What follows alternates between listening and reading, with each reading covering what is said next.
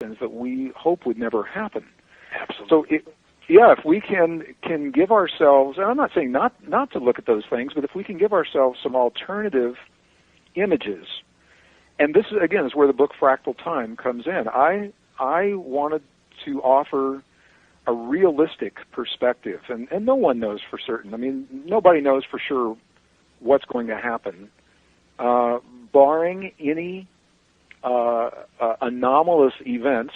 We have lived these cycles in the past, and we can look into the past and see what we can realistically expect. I mean, if there was, an asteroid that hit the planet, or a galactic superwave, or something like that, then we'd be having a different conversation. But right.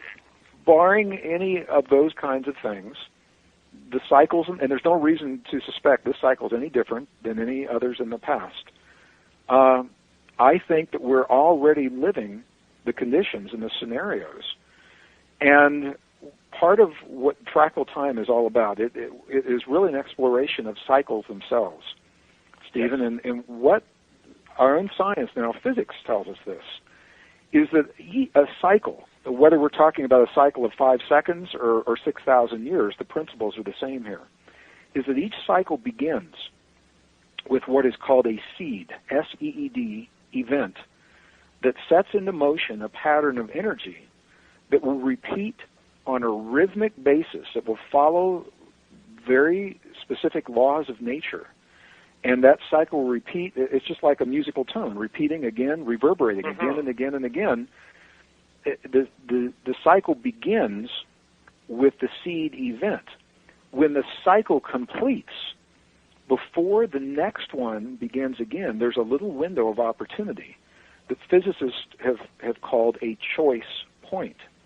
And a choice point is a place where this brief window of time, where neither cycle exists, just for a little while. And it's in that place where our choices have the greatest potency and the greatest opportunity to reset those patterns of the past before they become the next cycle that begins again. And this is the reason that I think Fractal Time has been so well received all over the world in 33 different languages now, is because we've given the readers the opportunity to look at those cycles not only on a cosmic scale and not only for world ages, but in our own lives. Cycles exactly. Go ahead, I'm sorry.